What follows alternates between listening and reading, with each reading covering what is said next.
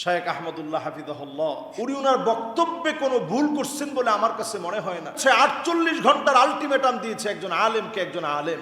এই জন্য যে আহমদুল্লাহ এই কথা বলেছেন তাকে বলবো, আমি কেবলমাত্র মিস কল দিয়েছি। আমি 48 ঘন্টা সময় দিলাম। 48 ঘন্টার ভিতরে তার বক্তব্যকে উড্ড করতে হবে, তওবা করতে হবে, জাতির কাছে ক্ষমা চাইতে হবে, আল্লাহর কাছে ক্ষমা চাইতে হবে। যদি ক্ষমা না চায় আমি আইনানুগ ব্যবস্থা নিব। সে তো এই কথা বলে আহমদ না, আহাম্মকের পরিচয় দিয়েছে। কথা কোন ঠিক না বেঠে? একে আবার বলে তোমার আলেম কতটুকু, শায়েখ আহমদুল্লাহ কত বড় আলেম। আরে বাড়া, যে নবী মানে না হেরতা আমি জুতার তলার দুলাই মনে করি না। যে আমার নবী পাকের হাকিকত জানা তারা তো আমি আলেম বলবো দূর কথা, জালেম বলতো তো আমার কেমন জানা লাগে। আরে জালেমও তো চিন্তা করে জুলুম করে। কথা কোন ঠিক না বেঠে? যে আলটিমেটাম দিছে, আমি আসলে বাস্তবিক পক্ষে তাকে কোনো আলেম মনে করি না। সে দেখবেন বাংলাদেশে কোনো অবদানের কারণে সে ভাইরাল হয়েছে, অথবা মানুষের দিলের ভিতরে তার কোনো কথা, হৃদয়স্পর্শী কোনো কথা গেঁথে গিয়ে সে ভাইরাল হয়েছে, এরকম ভিডিও আমার অন্তত চোখে পড়ে নাই। সে ভাইরাল হয়েছে কি দিয়ে? ঢেলে দিয়ে। ঠিক কিনা বলেন? আমাদের দেশের মিডিয়াতে পর্যন্ত তুলপাড় হয়ে গেছে তার ঢেলে দেই দিয়ে। সে ভাইরাল হয়েছে কি দিয়ে? এখন আর চা খাই না, কফি খাই। সে ভাইরাল হয়েছে কি দিয়ে? বুঝলে বুঝপাতা, না বুঝলে তেজপাতা। সে ভাইরাল হয়েছে কিভাবে? উদ্ভট কিছু জিকির করে, যেগুলো জিকিরের সংজ্ঞায় পড়ে না, আল্লাহর সঙ্গে সরাসরি বেয়াদবি, বিভিন্ন ভণ্ডদের নামগুলো তার বিভিন্ন আলোচনার মধ্যে বলে বলে এই পাগলামি সাগলামি দিয়ে সে ভাইরাল হয়েছে। ঠিক কিনা বলেন? নবী করিম সাল্লাল্লাহু আলাইহি ওয়াসাল্লাম নবুয়ত লাভ করেছেন 40 বৎসরে। এই নবুয়তের আগের জীবন এবং 40 বছরের পরের জীবন, শায়েখ আহমদুল্লাহ হাফিজাহুল্লাহ আমাদের একেবারে বন্ধু মানুষ, কাছের মানুষ, একসাথে চলা মানুষ। উনি ওনার বক্তব্যে কোনো ভুল করছেন বলে আমার কাছে মনে হয় না। নবী করিম সাল্লাল্লাহু আলাইহি ওয়াসাল্লামকে নবুয়তি আল্লাহ দান করেছেন কত বছরে? 40 বছর বয়সে আল্লাহ রাব্বুল আলামিন নবুয়তি দান করেছেন। এই নবুয়তির পুরো চ্যাপ্টারটা আল্লাহ রাব্বুল আলামিন ভাগ করেছেন দুই ভাগে। একটা হচ্ছে হাকিকাতান, আর একটা হচ্ছে হুকমান। আল্লাহ রাব্বুল আলামিন যাদেরকে নির্বাচন করে রাখছেন নবী হবেন, এই চার্টের ভিতরে সৃষ্টির সূচনা লগ্নে আদম আলাইহিস সালাতু ওয়াস সালাম বাইনার রূহি ওয়াল জাসাদ, যখন উনি রূহ আর শরীরের মাঝামাঝি ছিল, এখনো রূহকে ফুৎকার করা হয় নাই, আকার আকৃতি দেওয়া হয় নাই, তখন থেকেই নবী মুহাম্মদ সাল্লাল্লাহু আলাইহি ওয়াসাল্লামকে আল্লাহ রাব্বুল আলামিন নবী হিসাবে নির্বাচিত করে রাখছেন। জোরে বলেন আল্লাহু আকবার। তো শায়েখ আহমদুল্লাহ হাফিজাহুল্লাহ তিনি একই কথা বোঝাতে চেয়েছেন বারবার। উনি কোনোভাবেই এটার বিপরীত নন। একটা হচ্ছে হাকিকাতান, বাস্তবিক পক্ষে তিনি নবী হবেন, এই সিদ্ধান্ত আল্লাহ রাব্বুল আলামিনের বহু আগ থেকে। যেমন বাপ সবসময় সিদ্ধান্ত নিয়ে রাখে, আমার এই ছেলেটারে আলেম বানাবো। সিদ্ধান্ত নেওয়ার পর আমি মানুষ, আমার সিদ্ধান্ত আল্লাহ রাব্বুল আলামিন যেহেতু সুযোগ দিছেন, আমি যদি নিজে আলেম না হই, বাপের সিদ্ধান্ত ছিল যে আলেম বানাবে, এটা ছিল হাকিকি, বাবার সিদ্ধান্ত, বাবার নির্বাচন। কিন্তু নবীদের ক্ষেত্রে আল্লাহ রাব্বুল আলামিন যখন কোনো নির্বাচন করেন, তখন নবীরা কোনোভাবেই এই সিদ্ধান্ত থেকে বাহিরে যাওয়ার সুযোগ নেই। নবীদেরকে যিনি মাসুম বানিয়েছেন তিনি কে? মান আরাদা ইউমিন, যেই লোকটা চাবে যে আমি ইমানদার হব, আমি ইমান আনবো, ইমানের উপর থাকব। যদি আপনি ইমানদার হতে চান, আপনার আমার দায়িত্ব কি? আপনার আমার দায়িত্ব একেবারে পরিষ্কার। মান আরাদা ইউমিন ফাআলাইহি আন ইউমিনা মা জাআ বিহি রাসূলুল্লাহ সাল্লাল্লাহু আলাইহি সাল্লাম মিন কাউলিন আও ফি'লিন আও তাকরীরিন আও সিফাতিন খিলকিয়াতিন আও খুলুকিয়া, হাকিকাতান আও হুকমান, হাত্তাল হারাকাত ওয়াস সাকানাত ফিল ইয়াকযাতি ওয়া ফিল মানাম, ক্বাবলাল বি'সা ওয়া বা'দাল বি'সা। নবী আলাইহিস সালাতু ওয়াস সালামের পুরো জীবনটা যদি আপনি মানেন, কিভাবে নবী কথা বলতেন, কোন কাজে নবী সমর্থন দিতেন, কোন কাজকে নবীজি নিষেধ করতেন, নবীজি কিভাবে হাঁটতেন, চলতেন, বলতেন, চলা ফেরা, কথন বলন সবগুলো, এমনকি নবীজির ঘুম পর্যন্ত, খাওয়া পর্যন্ত, এমনকি নবীজি সাল্লাল্লাহু আলাইহি সাল্লামের নবুয়ত প্রাপ্তির আগের অবস্থা, নবুয়ত প্রাপ্তির পরের অবস্থা, পুরাটাকে মেনে নেওয়ার নাম হচ্ছে মুমিন হওয়া। জোরে বলেন আল্লাহু আকবার। এই কথা তো শেখ আহমদুল্লাহ তিনিও একই কথা বলেছেন। যারা বিরোধিতা করছে জাতি তাদের কাছ থেকে কি পেয়েছে একটু চিন্তা করেন। আমি কখনো কোনো বক্তার নাম ধরে কোনো কথা কখনো বলি না, বলাটা পছন্দ করি না, কিন্তু যারা বিরোধিতা করছে 48 ঘন্টার আলটিমেটাম দিয়েছে একজন আলেমকে, একজন আলেম যে আলটিমেটাম দিছে, আমি আসলে বাস্তবিক পক্ষে তাকে কোনো আলেম মনে করি না। সে দেখবেন বাংলাদেশে কোনো অবদানের কারণে সে ভাইরাল হয়েছে, অথবা মানুষের দিলের ভিতরে তার কোনো কথা, হৃদয়স্পর্শী কোনো কথা গেঁথে গিয়ে সে ভাইরাল হয়েছে, এরকম ভিডিও আমার অন্তত চোখে পড়ে নাই। সে ভাইরাল হয়েছে কি দিয়ে? ঢেলে দিয়ে। ঠিক কিনা বলেন? আমাদের দেশের মিডিয়াতে পর্যন্ত তুলপাড় হয়ে গেছে তার ঢেলে দিয়ে। সে ভাইরাল হয়েছে কি দিয়ে? এখন আর চা খাই না, কফি খাই। সে ভাইরাল হয়েছে কি দিয়ে? বুঝলে বুঝপাতা, না বুঝলে তেজপাতা। সে ভাইরাল হয়েছে কিভাবে? উদ্ভট কিছু জিকির করে, যেগুলো জিকিরের সংজ্ঞায় পড়ে না, আল্লাহর সঙ্গে সরাসরি বেয়াদবি, বিভিন্ন ভণ্ডদের নামগুলো তার বিভিন্ন আলোচনার মধ্যে বলে বলে এই পাগলামি সাগলামি দিয়ে সে ভাইরাল হয়েছে। ঠিক কিনা বলেন? শুধু এক জায়গায় না, আপনি আরো মিলায় দেখেন তার অবদান কি বাংলাদেশে। তার অবদান হচ্ছে মাহফিলে বসে তার স্ত্রী কল দিয়েছে, ওইখানে বসে সে কল দিয়ে বলতেছে, কল ধরে, দেখছেন কিরকম দিলাম। স্ত্রীর সঙ্গে কথা বলছে। এই যে আপনি স্ত্রীর সঙ্গে কথা বলছেন, আমরাও তো ওয়াজের ময়দানে আলহামদুলিল্লাহ বাংলাদেশ দেশের বাহিরে 10 বছর ধরে কথা বলি। মিশর যখন পড়াশোনা করতাম তখনও 5 বছর কথা বলছি। এই মোট 15 বছর কথা বলার ক্ষেত্রে আজ পর্যন্ত এরকম হাস্যকর কোনো কথা আল্লাহ রাব্বুল আলামিন আমার জবান দিয়ে বের করেনি, আগামী দিনেও যেন আল্লাহ বের না করে, পড়ে না আমি। তার অবদান কি জাতির ভিতরে? ছেলেদেরকে উস্কানি দেওয়া।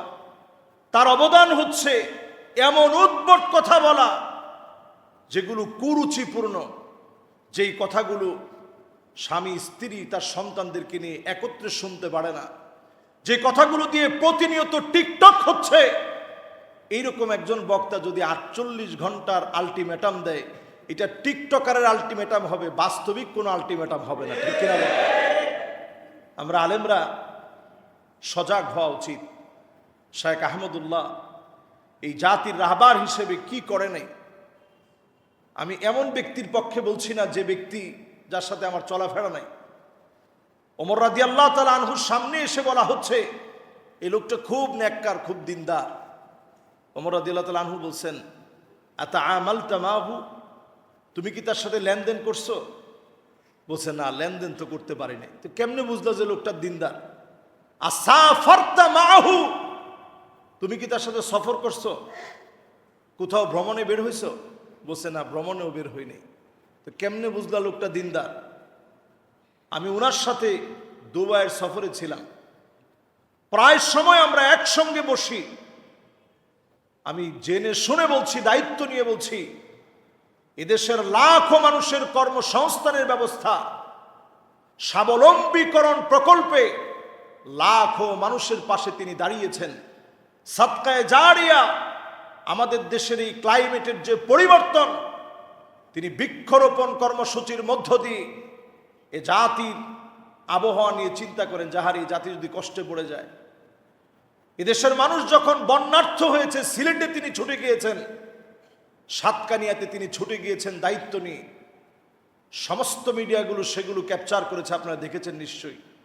এরকম একজন দায়িত্বশীল গুরুগম্ভীর একজন আলেম, আলিমুন মুস্তামিলুন ইলমাহু, যিনি তার এলেমকে কাজে লাগায় বলে আমি মনে করি যে আলেমের কাছ থেকে অনেক কিছু শেখা যায়।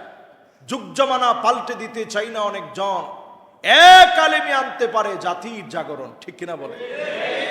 এরকম জাগরণ সৃষ্টিকারী একজন আলেম। আমি খুব চিন্তা করতেছিলাম যে আমাদের দেশে এই 2 কোটি মানুষের বসবাস ঢাকা সিটিতে। এই ঢাকা শহরের ভিতরে মসজিদ আছে 6,000-এর উপরে, কিন্তু আমাদের দেশকে রিপ্রেজেন্ট করার মতো মসজিদ ঢাকা সিটিতে 1968 সালের যে বাইতুল মোকাররম মসজিদ, তখনকার সময় এটাকে রিপ্রেজেন্ট করার মতো ছিল। এখন এর চতুর্পাশে এত পরিমাণ বিল্ডিং হয়ে গেছে, আপনি আকাশ থেকে তাকালে তেমন কিছু নজরই পড়বে না। অথচ তিনি একটা মসজিদ হাতে নিয়েছেন, আপনারা দেখবেন এক সময় দেশকে রিপ্রেজেন্ট করার মতো একটা মসজিদ হবে ইনশাআল্লাহ পড়ি। এরকম একজন আলেমের বিরোধিতা যখন করবেন, পক্ষে বলাটা এটা আমাদের দায়িত্ব। পক্ষে বলাটা আমি নৈতিকভাবে দায়িত্ব মনে করি। আল্লাহ তাআলা যখন কারো কল্যাণ চান, কখনো কখনো এইরকম কিছু ব্যক্তির বিরোধিতার মধ্য দিয়ে আল্লাহ রাব্বুল আলামিন তার প্রিয় প্রিয় গোলামদের অনেক অনেক অনেক বেশি কল্যাণ দান করে দেন, ঠিক কিনা বলে? যেমন ধরুন, আজকের আমি জুমাতে এই বিষয় নিয়ে কথা বললাম। তাহিরি সাহেবের মতো লোকেরা খুব ভালো করে বুঝেন, এটার কারণে তারও কিন্তু একটা মার্কেট লেভেলে তার দামটা কিন্তু কমে নেই। আমাদের জুমাতে তার নামটা নেওয়া হয়েছে, বিগত 10 বছরের কোনোদিন তার নামটা আমি নেই। আজকে তার কর্মকাণ্ড নামগুলো একটু নেওয়া হইল। এর দ্বারা বোঝা যায় এরা মার্কেটিং খুব ভালো বুঝে। অন্যদিকে এটা একটা অপচেষ্টাও হতে পারে। আল্লামা মামুনুল হক সাহেব যখন বাহিরে বের হয়েছেন, ওনার বক্তব্যগুলা যখন চারদিকে ভাইরাল হচ্ছে, যুবকদের ভিতরে যখন ইসলামের স্পিরিট আর স্পৃহা যখন বেড়ে যাচ্ছে, এটাকে দমায়া দেওয়ার জন্য সুকৌশলে 48 ঘন্টার আলটিমেটামের মতো ঠুনকো একটা মিথ্যা বানোয়াট কথা দিয়ে একজনকে ঘায়েল করার মধ্য দিয়ে উনার বক্তব্যকে দাবিয়ে দেওয়ার চেষ্টা করা হচ্ছে, ঠিক কিনা বলে? এগুলা কৌশল। যতই কৌশল করেন, ইসলামের কাজ আল্লাহ রাব্বুল আলামিন যেখানে যতটুকু নেওয়ার আল্লাহ তাআলা নিয়ে নেবেন। কারো পিছনে লেগে কারো মান কমানো যায় না, অনেক ক্ষেত্রে বেড়ে যায়। মান আল্লাহ তাআলা বাড়িয়ে দিবেন।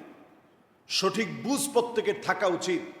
নবীজি সাল্লাল্লাহু আলাইহি সাল্লাম কখন থেকে নবী? আদম আলাইহিস সালাতু ওয়াস সালামের সৃষ্টির আগ থেকে আল্লাহ রাব্বুল আলামিন নির্বাচন করে রাখছেন, ইনি আমার শেষ নবী, নবীদের সেরা নবী, সমস্ত নবীদের নবী, নবী মুহাম্মদুর রাসূলুল্লাহ সাল্লাল্লাহু আলাইহি ওয়াসাল্লাম। শুধু তাই না ভাইরা, নবীজি সাল্লাল্লাহু আলাইহি সাল্লাম বলছেন, আমি যখন নবুয়ত প্রাপ্ত হই নাই, তখন আমি মক্কার রাস্তা দিয়ে হঠাৎ করে একটা পাথর আমাকে সালাম দিয়ে বসছে। জোরে কোন আল্লাহু আকবার। নবী বলছেন, ইন্নী লা আরিফুহুল আন, এখনো পর্যন্ত সেই পাথরকে আমি চিনি, যে পাথর আমি নবীকে সালাম দিয়েছে। বলেন আল্লাহু আকবার। এটা নবুয়ত লাভের আগে। কুল কায়নাত যেই নবীকে চিনে, আল্লাহ রাব্বুল আলামিন যেই নবীকে নির্বাচিত করেছেন, আনা সাইয়্যিদু উলদে আদম আও ওয়ালাদে আদম ওয়া মা মিন নাবিয়্যিন ইয়াওমাইদিন আদম ফামান সিওয়াহু ইল্লা তাহতা লিওয়াই ওয়া বিয়াদি লিওয়াউল ফখর। আল্লাহর গর্বের একটা পতাকা থাকবে নবীজির হাতে। নবী বলছেন, আমি সমস্ত নবীদের সেরা, আমি সাইয়্যিদ, সবার লিডার, আমার হাতের ভিতরে সেদিন পতাকা থাকবে। এমন কোন নবী আদম আলাইহিস সালাম থেকে নিয়ে ঈসা আলাইহিস সালাম পর্যন্ত আসে নাই, যেই নবী আমি নবীর পতাকার নিচে ছাড়া, এই ব্যানার ছাড়া সেদিন আল্লাহর জান্নাতের দিকে যাবে। জোরে কোন আল্লাহু আকবার। তাহলে চিন্তা করেন নবীজির দাম কম না বেশি? নবীজির মান কিভাবে বাড়ে সেটা একজন মুমিনের কাজ। একজন মুমিন নবীজির পুরা জীবনী মানবে নিঃসন্দেহে। তবে নবুয়তকে যে দুই ভাগের কথা বলেছিলাম, একটা হাকিকাতান আর একটা হুকমান। হুকমান মানে কি? নবীজি যখন এই পৃথিবীতে নবুয়তের পূর্বে যখন বসবাস করেছেন সুদীর্ঘ 40টা বছর, নবীজি তখনও মদকে পছন্দ করেনি। তখনও জেনা ব্যভিচারের ব্যাপারে নবীজি সাল্লাল্লাহু আলাইহি সাল্লাম মানুষকে সতর্ক করেছেন।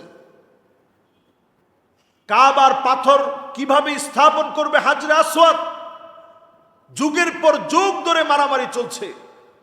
নবীজি সাল্লাল্লাহু আলাইহি ওয়াসাল্লাম হিলফুল ফুজুল সংগঠন করে আত্মমানবতার সেবায় দ্বন্দ্ব নিরসনে কাজ করেছেন। কিন্তু মদ নিষিদ্ধকরণ, বিভিন্ন আহকাম, কোন কাজটা নিষিদ্ধ, এটার জন্য একটা শরীয়তের প্রয়োজন। এই শরীয়ত নবীজির উপরে অর্পিত হয়েছে ওহির মধ্য দিয়ে। নিষেধাজ্ঞা আল্লাহ রাব্বুল আলামিন জারি করছেন, কোনটা নিষেধ, কোনটা করবেন, কোনটা হালাল, কোনটা হারাম, এটা 40 বছর বয়সে আল্লাহ রাব্বুল আলামিন দান করছেন। এর আগে যদিও নবীজি বারবার নবীজি সাল্লাল্লাহু আলাইহি সাল্লামের সজাত প্রবৃত্তি থেকে হেরা গুহায় গিয়ে ধ্যানমগ্ন থাকতেন, মানুষকে নিয়ে ভাবতেন, মানুষকে বোঝাতেন। পরিপূর্ণতা আল্লাহ রাব্বুল আলামিন দান করছেন কোরআনুল কারীমকে নাজিল করে দিয়ে। জোরে বলেন আল্লাহু আকবার। কথা কি আপনাদের সবার কাছে পরিষ্কার? তাহলে এই বিষয় নিয়ে আর কি কোনো সমালোচনার দরকার আছে? শেখ আহমদুল্লাহ হাফিজাহুল্লাহ যে কথা বলছেন, এই কথার সঙ্গে আমি কোনো কথার দ্বিমত দেখি না। তিনি তো এরকম বলেন নাই নবীজির জীবনের 40 বছরের পরের গুলা তোমরা আলোচনা করো, আগের সব তোমরা বাদ দিয়ে দাও। আগের সেই নবীজির 40 বছরের আগের কোনো ইতিহাস বলা দরকার নেই, সেগুলো চর্চা করা দরকার নেই, সেগুলো আমলে আনা দরকার নেই, এমন কোনো একটা কথা তিনি বলেন নাই। তিনি যা বলছেন, ইবনে আব্বাস রাদিয়াল্লাহু তাআলা আনহুর হাদিস তা বলছে, নবী সাল্লাল্লাহু আলাইহি সাল্লাম নিজেও হাদিসের মধ্যে তা বলছেন। সব জায়গায় প্রমাণিত সত্য। 40 বছর আল্লাহ ওহী নাজিল করছেন, 13 বছর তিনি মক্কায় কাটালেন, 10 বছর তিনি মদিনায় কাটালেন, 63 বছরের জিন্দেগি পার করলেন, নবুয়তের পুরো দায়িত্ব পালন করলেন। উম্মতের জন্য শ্রেষ্ঠ নিদর্শন কোরআন আর সুন্নাহ তিনি রেখে গেলেন। পড়েন আল্লাহু আকবার। আমাদের কাজ কি? এই কোরআন আর সুন্নাহ নিয়ে থাকা। আল্লাহ যেন আমাদেরকে তৌফিক দান করেন, করে না আমি।